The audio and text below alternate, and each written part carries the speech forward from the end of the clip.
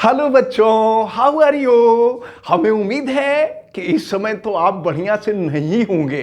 वजह यह है क्योंकि 1-2 महीने के अंदर आप सभी लोगों का बोर्ड का एग्जाम चलने वाला है और हमसे भी ढेर सारे स्टूडेंट कह रहे थे कि सर जी कुछ ऐसा कर दीजिए जिससे हम लोग कम परिश्रम करें, कम वर्कआउट करें और हम लोगों का आउटपुट जो है ज्यादा हो। तो इसके लिए हमने आपको एक विशेष स्पेशल प्रोग्राम शुरू किया है और इस स्पेशल प्रोग्राम के तहत हम कर क्या रहे हैं कि ढेर सारे क्वेश्चंस का सेट मैं बनाया हूं और वो आपको मैं देने जा रहा हूं, वो भी फ्री में। और हमारी गारंटी है कि अगर आप सभी लोग इन क्वेश्चंस को तैयार कर लिए तो मैथ में आपको 100% की गारंटी रहेगी। ये हमारा वादा है, महावना इंस्टीट्यूट का वादा है। इसलिए मैं आपसे कह रहा हूं कि आज से लगातार आप लोग जुड़े रहे और हम रेगुलर आप सभी लोगों को पहले तो हम ऑप्शनल क्वेश्चन का सेट देंगे, इसके बाद फिर 1 मार्क और 2 मार्क और फिर जो लॉन्ग आंसर टाइप के क्वेश्चन होंगे उनको भी हम देंगे। तो इन सब क्वेश्चंस को अच्छी तरह से आप तैयार करते जाएंगे। लेकिन इसके पहले कि मैं शुरू करूं क्वेश्चंस को, मैं पहले आपको बता देता हूं कि जो लोग चैनल को सब्सक्राइब नहीं किए हैं, चैनल को सब्सक्राइब तो जरूर कर लीजिएगा और वीडियो को मैक्सिमम स्टूडेंट तक शेयर कर दीजिएगा ताकि सभी स्टूडेंट अच्छी तरह से तैयारी करके और बोर्ड के एग्जाम में बहुत अच्छे मार्क्स लाएं। इसलिए मैं शुरू करने जा रहा हूं। तो चलिए अब हम शुरू करने जा रहे हैं क्वेश्चन नंबर 1। आप लोग क्वेश्चन को नोट कर लीजिएगा। हम ढेर सारे क्वेश्चन आपको बताएंगे और ये वो सभी क्वेश्चन होंगे जिनको आप तैयार कर लेंगे ना तो बोर्ड के एग्जाम में आपको बहुत अच्छे मार्क मिलेंगे। इसीलिए हमने यहां पर लिख दिया है फॉर बोर्ड एग्जाम 100% गारंटी। और अभी ये एमसीक्यू क्वेश्चन है और यहां से आपको जैसा कि पता है कि 20 मार्क्स के क्वेश्चन आपसे पूछे जाएंगे। इसलिए इन सभी क्वेश्चंस को अच्छी तरह से तैयार करते जाइएगा।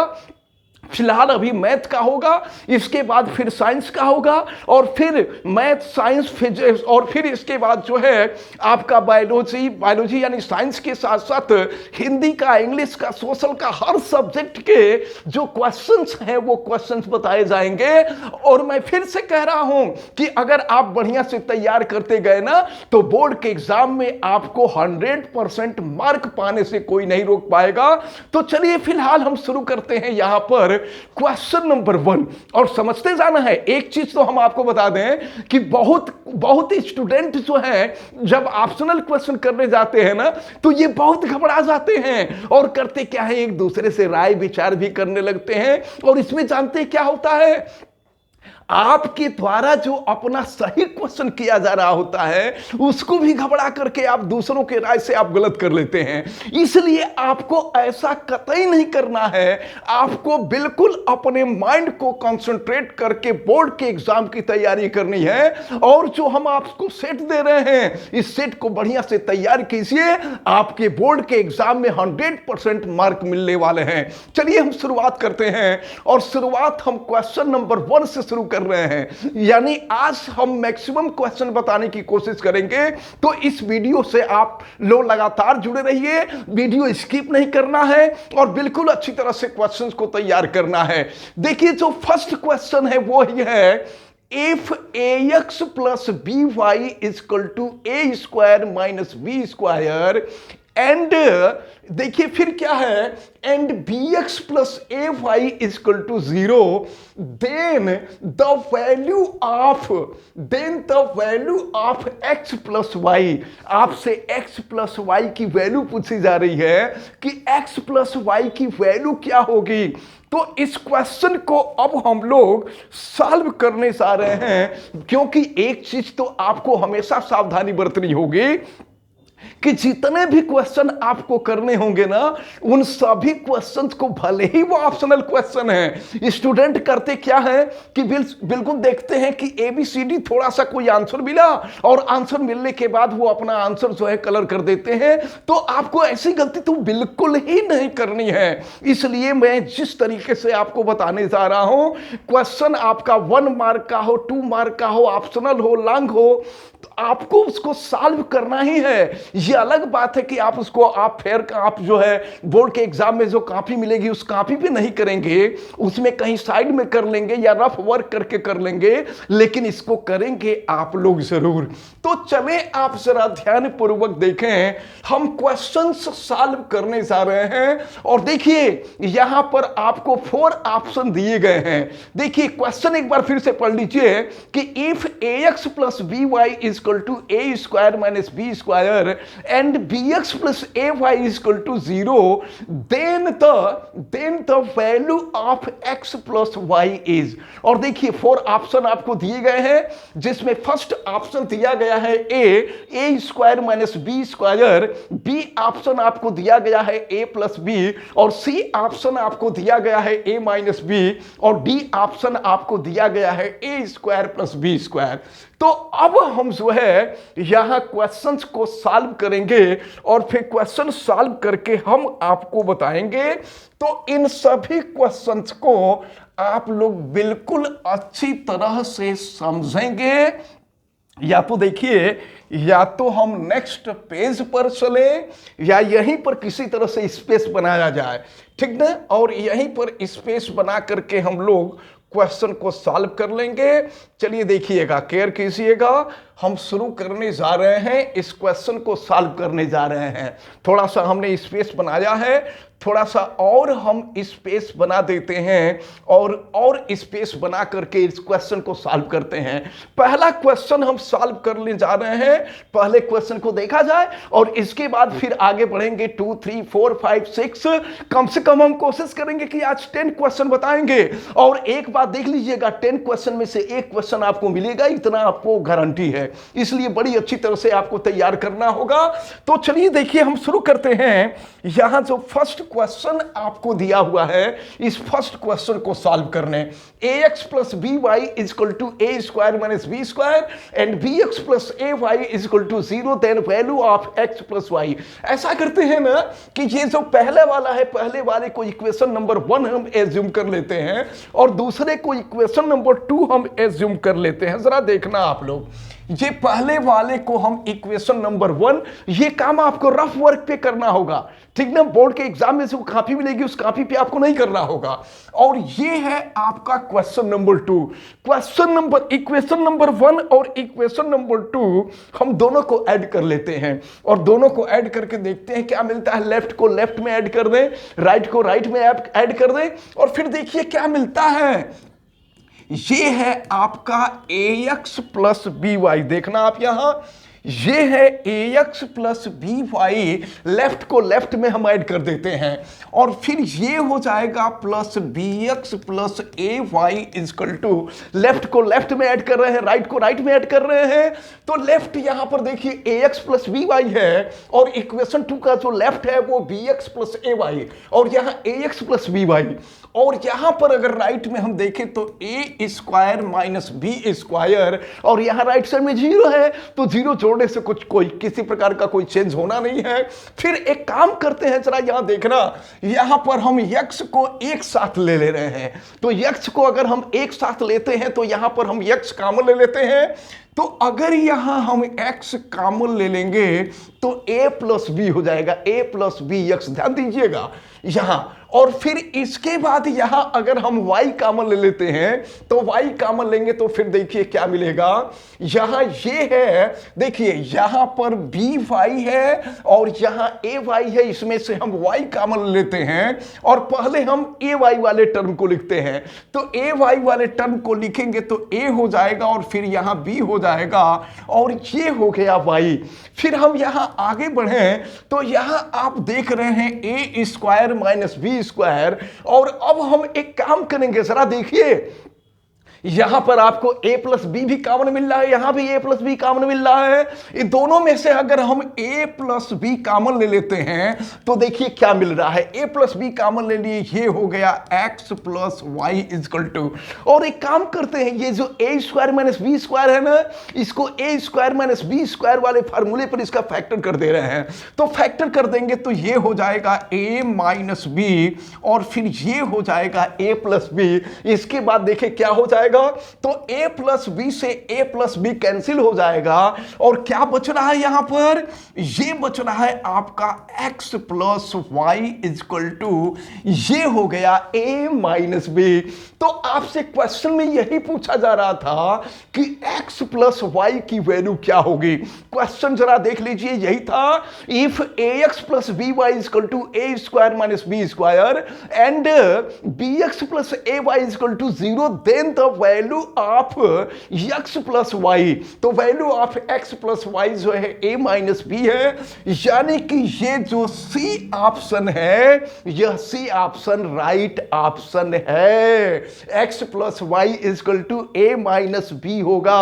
हमें उम्मीद है कि ये इस क्वेश्चन का जो ऑप्शन है, इस क्वेश्चन का ऑप्शन बिल्कुल आपको अच्छी तरह से समझ में आ गया होगा। और चलिए अब हम बढ़ते हैं क्वेश्चन नंबर 2 के तरफ। ये तो क्वेश्चन नंबर 1 था, अब हम क्वेश्चन नंबर 2 की तरफ चलते हैं। क्वेश्चन नंबर 1 अगर आप सॉल्व कर रहे हो तो जल्दी से सॉल्व कर लीजिए, इसके बाद हम फिर तुरंत आगे बढ़ते हैं। जल्दी चलिए फिर हम आगे बढ़ रहे हैं और अब हम आ रहे हैं क्वेश्चन नंबर 2 के तरफ। देखते हैं क्वेश्चन नंबर 2 में क्या है। अब तो क्वेश्चन नंबर 1 हम चाहें तो इरेज भी कर सकते हैं, क्वेश्चन नंबर 1 आप लोग देख लिए हैं। तो चलिए क्वेश्चन नंबर 1 को हम यहां से इरेज भी कर देते हैं ताकि हम लोगों को स्पेस मिल जाएगा। चलिए हम यहां से इसको डिलीट कर दिए और अब हम देख रहे हैं क्वेश्चन नंबर 1 को। क्वेश्चन नंबर 1 देखा जाए, क्वेश्चन नंबर 1 में क्या है, सॉरी क्वेश्चन नंबर 1 हो गया, अब हम क्वेश्चन नंबर 2 को देखने जा रहे हैं। तो चलिए क्वेश्चन नंबर 2 हम देख रहे हैं और क्वेश्चन नंबर 2 में क्या दिया हुआ है। ये क्वेश्चन नंबर 2 यहां से हम ऊपर ले चल रहे हैं ताकि आपको समझने में बहुत ही ज्यादा सुविधा रहे। ध्यान दीजिएगा, हम क्वेश्चन नंबर 2 को ले चलेंगे, क्वेश्चन नंबर 2 को ले चलेंगे। यहां से थोड़ी सी दिक्कत हो सकती है, अब नेक्स्ट डे से हम क्वेश्चन को सेपरेट करके लिखेंगे, ठीक ना, क्वेश्चन को सेपरेट करके लिखेंगे, नहीं तो इस तरह से जो है आपको भी प्रॉब्लम हो रही होगी। अब एक एक क्वेश्चन लिखा जाएगा ताकि आपको, चलिए फिलहाल देखते हैं यहीं पर। देखिए क्वेश्चन में क्या दिया गया है। क्वेश्चन नंबर 2 अब हम आपको बताने जा रहे हैं। इस क्वेश्चन नंबर 2 को आप देखिए, क्वेश्चन नंबर 2 को हम आपको बता रहे हैं और देखना क्वेश्चन नंबर 2 में जो आपको दिया हुआ है, आप देखिए यहां पर क्वेश्चन नंबर 2 में दिया है the HCF of 2 numbers 65 and 104, यानी 65 और 104 का यहां पर आपको HCF दिया हुआ है और फिर क्या दिया है, इज 13, ये HCF जो है 13 दिया हुआ है। और फिर आगे देखें, if LCM of 65 and 104 is 40x, then the value of x।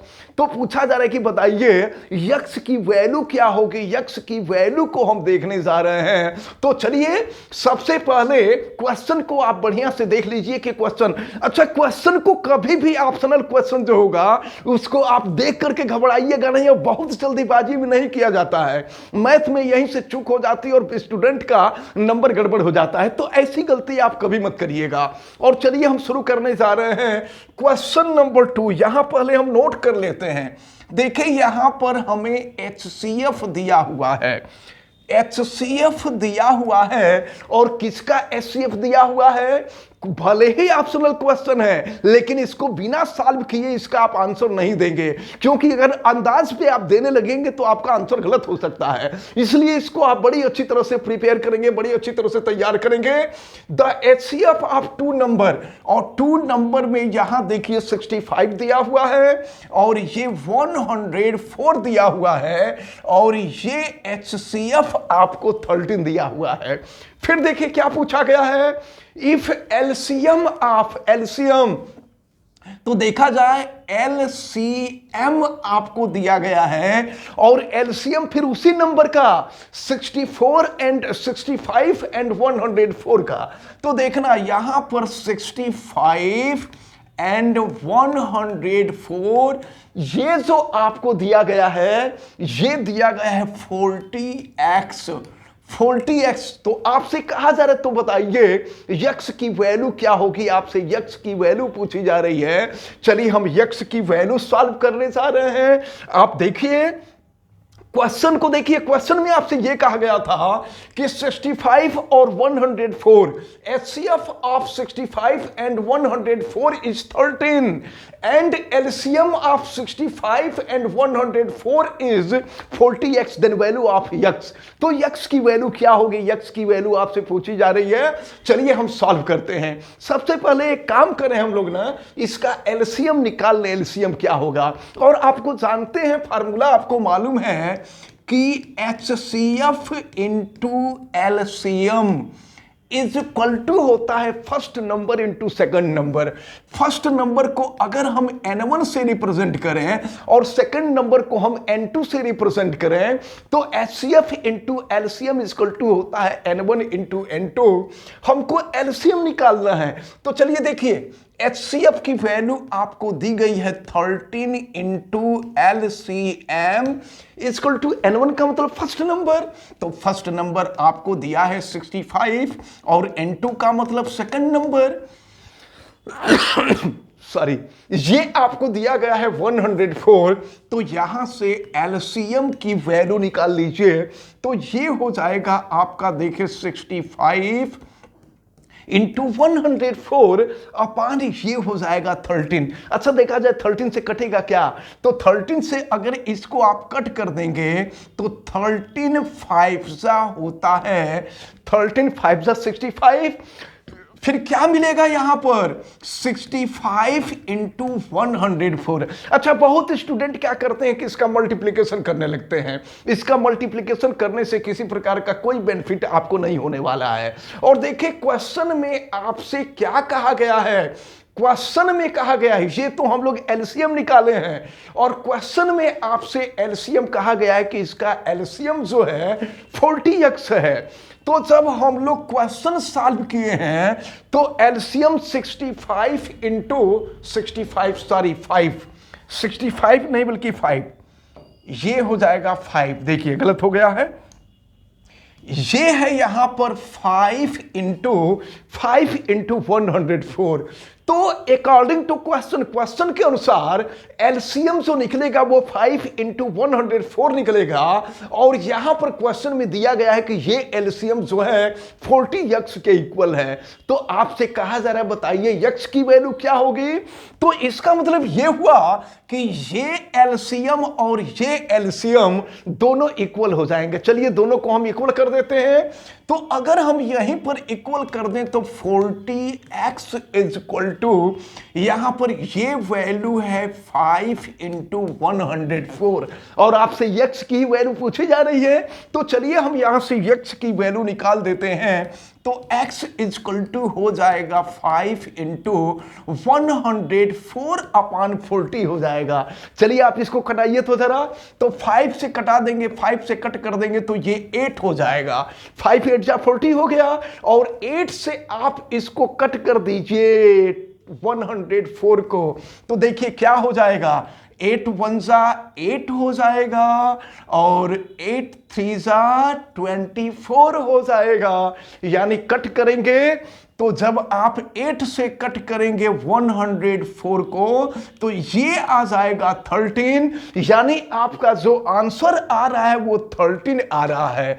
देखिए वैल्यू ऑफ x, यहां पर देखिए वैल्यू ऑफ x जो आपको दिया गया है वो 13 आ रहा है। इसका मतलब ये हुआ कि हम लोगों का ये जो बी ऑप्शन है ना, यह बी ऑप्शन ही राइट ऑप्शन है।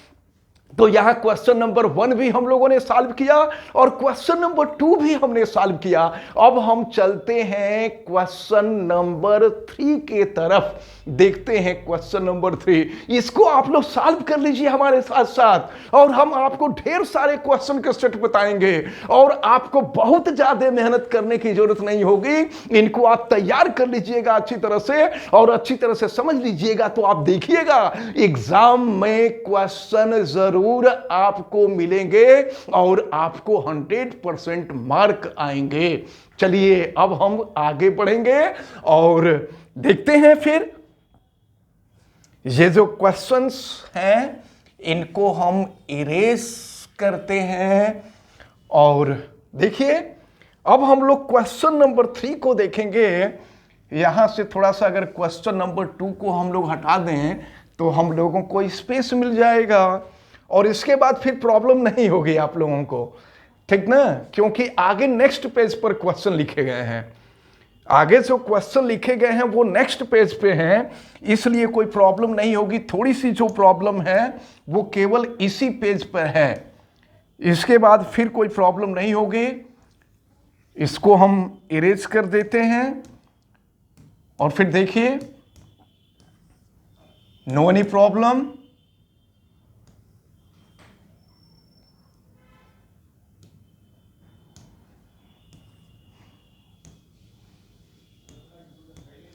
अभी इसको कंप्लीट करते हैं और फिर अब हम लोग देखेंगे क्वेश्चन नंबर 3। देखिए क्वेश्चन नंबर 3 में क्या दिया गया है, हम लोग इसको देखते हैं।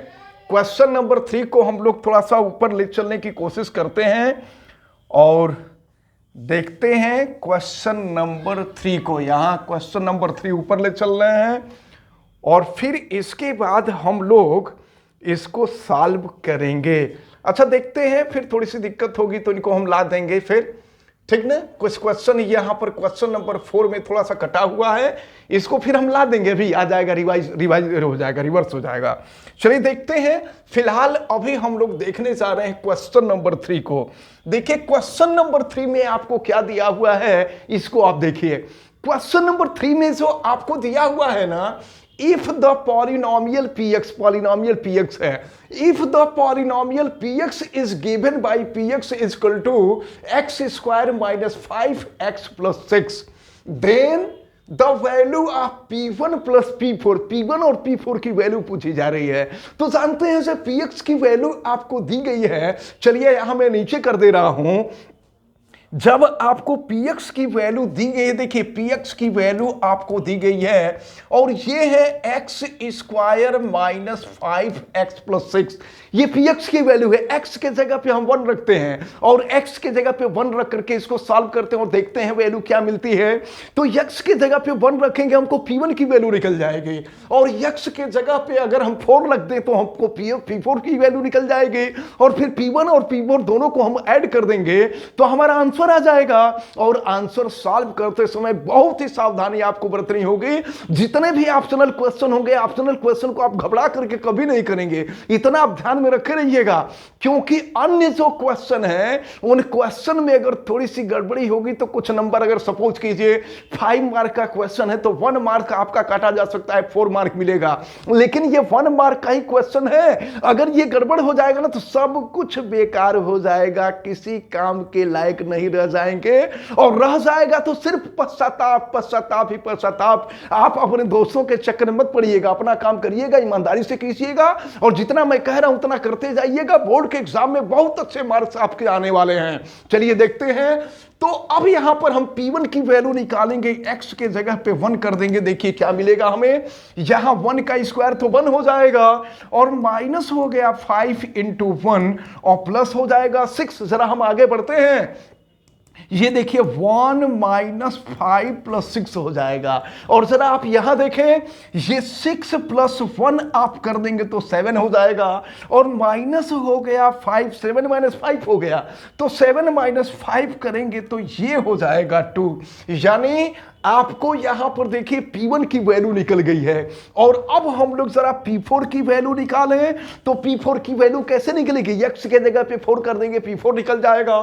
तो चलिए x के जगह पे 4 करते हैं और 4 का स्क्वायर हम कर देंगे, क्या हो जाएगा? 16 हो जाएगा। ये हो जाएगा 16 माइनस, देखिए x के जगह पे फिर यहां 4 कर दे रहे हैं, तो x के जगह पे 4 कर देंगे, 4 इंटू 5, 4 इंटू 5 हो जाएगा 20 और प्लस ये हो गया 6। अब देखिए कि क्या मिल रहा है आप लोगों को, तो यहां पर जो आंसर मिल रहा है ये देखिए, ये है 6 और ये है 16। तो 6 प्लस 16, 6 प्लस 16 हो जाएगा 22 माइनस, हाँ देखिए 22 और माइनस हो जाएगा 20, तो 22 माइनस 20 करेंगे तो क्या मिल जाएगा? 2 मिल जाएगा। और फिर देखिए आपसे क्या पूछा गया था? P1 plus P4। तो यहां देखिए हम P1 प्लस P4 की वैल्यू निकाल देते हैं। P1 की वैल्यू अभी हम लोगों ने देखा है, सॉल्व किया है। P1 की जो वैल्यू निकली है वो 2 निकली है और फिर P4 की भी वैल्यू 2 निकली है, तो P4 की भी वैल्यू हम 2 रख दे रहे हैं, तो 2 प्लस 2 हो जाएगा, ये हो गया आपका 4। और देखिए कौन सा ऑप्शन आपका राइट ऑप्शन है ये आपको देखना है। तो यहां पर देख रहे हैं बी ऑप्शन में 4 आया हुआ है। इसका मतलब यह हुआ कि हम लोगों का ये जो बी ऑप्शन है, B option is right option. ये बी ऑप्शन हम लोगों का सही ऑप्शन है। इसको आप अच्छी तरह से याद रखे रहिएगा। और देखिए आपको बोर्ड के एग्जाम में अच्छे मार्क लाने के लिए जितने भी क्वेश्चन है ना, पूरे बुक के क्वेश्चंस को इसके साथ साथ एग्जाम्पलर और कुछ अदर राइटर की जो बुक है उनको तैयार करना पड़ेगा। इसके लिए ये सबका निचोड़ आपको बता रहे हैं। इन क्वेश्चन को आप तैयार कीजिएगा, बोर्ड के एग्जाम में बहुत बढ़िया मार्क आएगा। और चलिए अब हम आगे बढ़ते हैं। क्वेश्चन नंबर 3 भी हम लोगों का सॉल्व हो गया और अब हम आते हैं क्वेश्चन नंबर 4 पर। देखते हैं क्वेश्चन नंबर 4, इसको हम इरेज करेंगे। आप वीडियो रोक करके पॉज करके और आप जो है क्वेश्चन को सॉल्व कर लीजिएगा और सॉल्व करके बड़ी अच्छी तरह से तैयार कीजिएगा आप लोग। चलिए हम आगे बढ़ते हैं और देखते हैं यहां पर जो है ये छूटा हुआ है, यहां पर 2 होगा, ये माइंड में रखे रहिएगा, यहां पर 2 होगा, देखा जाएगा √2 है, फिर देखा जाएगा क्वेश्चन सॉल्व करेंगे, जैसा होगा फिर वैसा हम लोग करेंगे। तो अब देखते हैं क्वेश्चन नंबर 4 पर हम आते हैं और देखें क्वेश्चन नंबर 4 में क्या दिया हुआ है। देखिए क्वेश्चन नंबर जो 4 है वो आपके सामने है। क्वेश्चन नंबर 4 में आपको दिया गया है, देखिए, if the discriminant of the quadratic equation. देखिए क्वाड्रेटिक इक्वेशन आपको दिया हुआ है 3x square minus 3x square minus 2x plus C. Discriminant, और आपको मालूम है, मैं आपको बता देता हूं कि डिस्क्रिमिनेंट d की value b square minus 4ac के इक्वल होती है। इसको आप माइंड में रखिएगा। ये discriminant d equal to b square minus 4ac हुआ करता है, इज 16। और देखिए ये जो डिस्क्रिमिनेंट है, डिस्क्रिमिनेंट की वैल्यू आपको दी गई है 16। तो पूछा जरा देन वैल्यू ऑफ सी, तो आप बताइए सी की वैल्यू क्या होगी। एक काम करते हैं हम लोग, जैसा कि आप जानते हैं कि एक्स स्क्वायर का जो कॉफिशिएंट होता है वो ए होता है, तो ए की वैल्यू यहां पर 3 है और एक्स का जो कॉफिशिएंट होता है वो बी होता है, तो बी की वैल्यू -2 है और कांस्टेंट सी होता है, यानी सी की जगह पे सी हो जाएगा। हम रख देते हैं और रख करके सॉल्व करते हैं, सी की वैल्यू निकाल देते हैं। पहली देखिए, मैं बार बार आपसे कह रहा हूं कि आपको बहुत घबराने की जरूरत नहीं होगी। जितने भी क्वेश्चन होंगे ना, उन सभी क्वेश्चन को आप बड़े आराम से सॉल्व करते जाइएगा।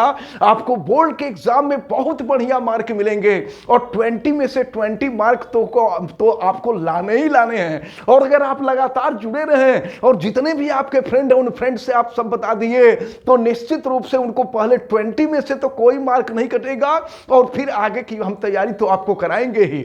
तो इतना आप अच्छी तरह से तैयार कीजिए। चलिए अब हम b की वैल्यू रख देते हैं। b की वैल्यू -2 है, तो b की वैल्यू -2 है, -2 का स्क्वायर कर देंगे 4 हो जाएगा। और फिर यहां देखिए -4, a की वैल्यू जो आपको दी गई है वो 3 है और c की वैल्यू c है। फिर देखते हैं यहां पर क्या मिल रहा है।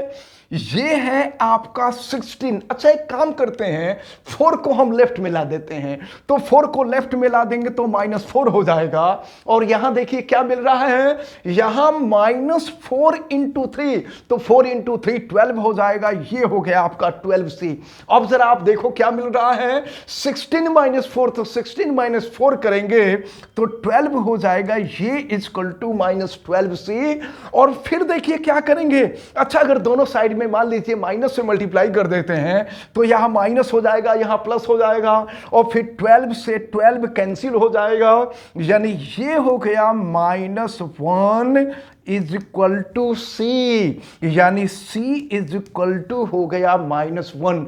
तो C की जो वैल्यू होगी ना, C की वैल्यू -1 होगी। आपसे पूछा जा रहा था कि बताइए C की वैल्यू क्या होगी, तो C की वैल्यू आप देख रहे हैं यहां -1, यानी यहां पर जो थर्ड ऑप्शन दिया हुआ है, यानी ये जो option C is the right option, यानी value of C is equal to -1।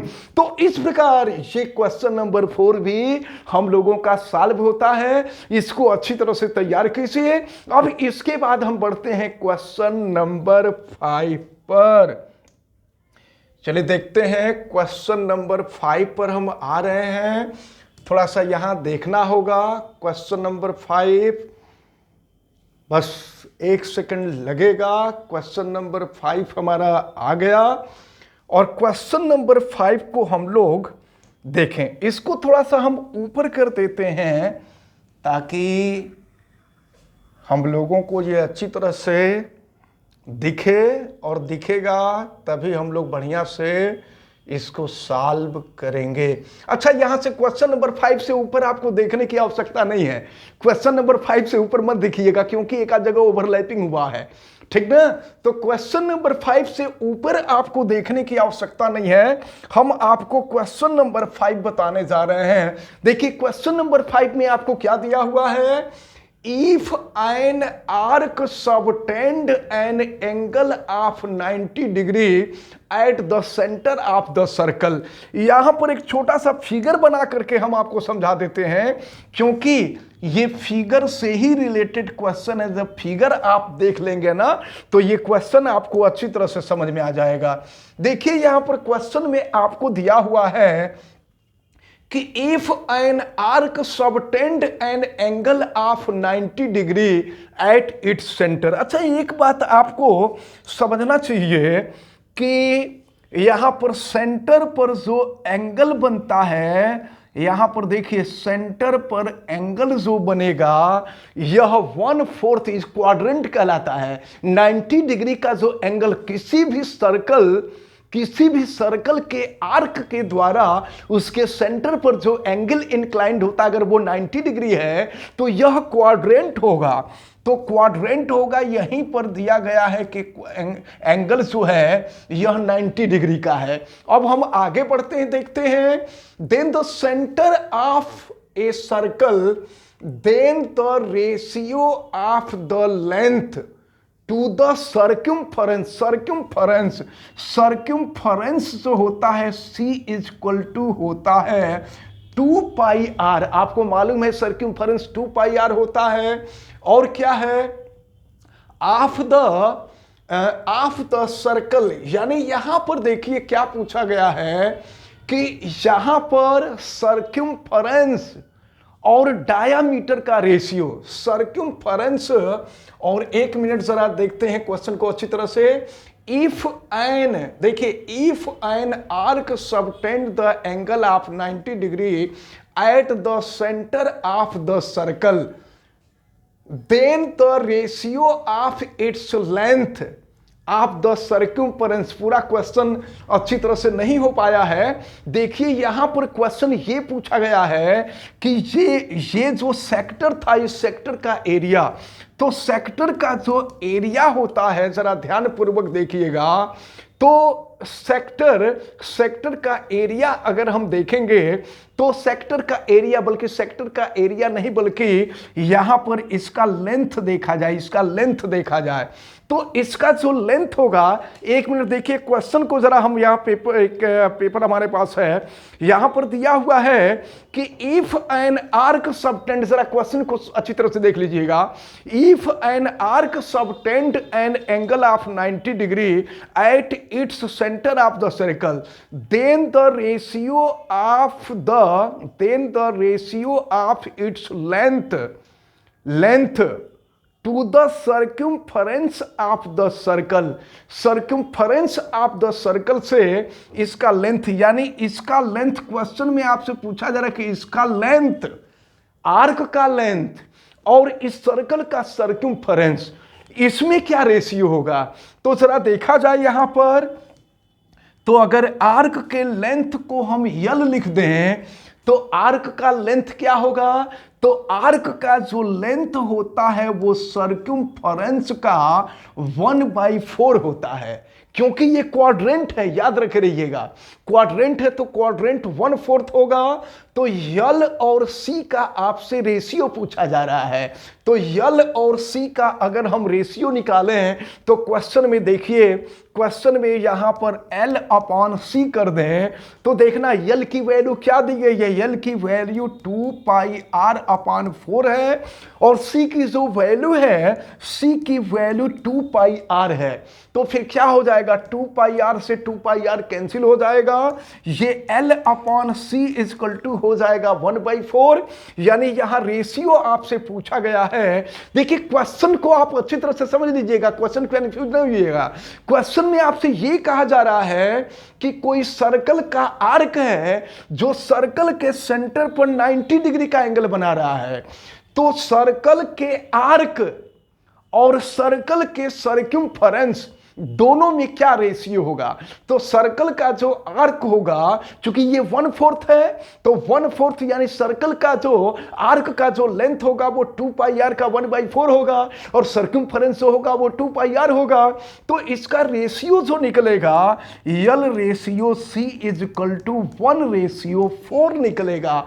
1/4 देखिए 1/4 कौन सा ऑप्शन राइट ऑप्शन है, तो यह बी ऑप्शन जो है हम लोगों का राइट ऑप्शन है। तो इस प्रकार हम लोगों का ये क्वेश्चन नंबर 5 सॉल्व होता है। अब चलेंगे हम नेक्स्ट पेज पर, ठीक ना। पहले पेज पर ढेर सारे क्वेश्चन थे, लेकिन नेक्स्ट पेज पर हम एक पेज पर केवल 1 क्वेश्चन लिखे हुए हैं। तो चलिए हम आते हैं और फिर देखते हैं हम लोग ये जो नेक्स्ट क्वेश्चन है, इस नेक्स्ट क्वेश्चन को देखते हैं। नेक्स्ट क्वेश्चन को हम थोड़ा सा नीचे भी कर लेते हैं, इस क्वेश्चन को देखा जाए, इस क्वेश्चन को हम थोड़ा सा नीचे कर लेते हैं और फिर देखिए देखा जाए क्वेश्चन नंबर 6 में आपको क्या दिया हुआ है। क्वेश्चन नंबर 6 में आपको दिया है the area of the sector of a circle, area of the sector. अच्छा, सेक्टर का एरिया के लिए फार्मूला आप अच्छी तरह से याद रखे रहिएगा, क्या हुआ करता था, θ/360 इंटू πr²। तो एरिया ऑफ द सेक्टर होता है, ये फार्मूला आप अच्छी तरह से याद रखे रहिएगा। The area of the sector of the circle of radius 12 centimetre, radius आपको दिया है 12 सेंटीमीटर, इज 65 सेंटीमीटर स्क्वायर। देखिए यहां एरिया दिया हुआ है, ध्यान दीजिएगा, फार्मूला हम लिख दिए हैं, एरिया आपको दिया है और एरिया आपको 65 सेंटीमीटर स्क्वायर दिया हुआ है। और फिर यहां देखें θ/360 और इंटू है पाई, और आर की वैल्यू, आर आपको दिया हुआ है 12 सेंटीमीटर, तो आर है 12 का स्क्वायर कर देंगे तो 12 इंटू 12 हो जाएगा। तो क्या पूछा गया है, then central angle of its sector. तो आपसे पूछा जा रहा है कि सेक्टर के द्वारा सेंटर पर बनने वाला जो एंगल होगा वो एंगल कितना होगा, यानी थीटा की वैल्यू आपसे पूछी जा रही है। तो चलिए हम सॉल्व करते हैं, इसको सॉल्व करेंगे तभी हम लोगों का आंसर निकलेगा। तो देखिए पाई से पाई कैंसिल हो गया, पाई से पाई यहां कैंसिल हो गया, और यहां अगर हम 12 से इसको कैंसिल करें तो ये हो जाएगा 30। और फिर अगर हम आगे बढ़ें तो देखें अगर 6 से हम कट करें तो 6 से कट करेंगे, ये हो जाएगा 2 और ये हो जाएगा 5। और फिर यहां पर देखिए, अगर इस 2 से हम कट कर दें तो इस 2 से कट करेंगे तो ये हो जाएगा 30। यानी क्या मिल रहा है, 30 is equal to theta upon 5 मिल रहा है। 30 is equal to theta upon 5। Cross multiplication कर दीजिए, तो क्रॉस मल्टीप्लीकेशन कर देंगे तो 30 इंटू 5 ये हो जाएगा आपका 150 डिग्री। 150 डिग्री। आपसे क्वेश्चन में पूछा गया था कि सेंट्रल एंगल की वैल्यू कितनी होगी, तो सेंट्रल एंगल की वैल्यू होगी 150 डिग्री। यही हम लोगों का राइट ऑप्शन है। यानी क्वेश्चन नंबर 6 का जो राइट ऑप्शन है वो ऑप्शन डी है। ये हम लोगों का सॉल्व हो गया। चलिए अब हम आगे बढ़ेंगे, ज्यादा टाइम नहीं लेंगे, हम क्वेश्चन नंबर 7 पे चलेंगे। चूंकि हम आप लोगों को समझा रहे हैं इसलिए ज्यादा टाइम लगेगा, नहीं तो आप लोग बड़ा कंपैरिजन करते हैं कि सर जी अगर आपको बताने में इतना टाइम लग रहा है तो हम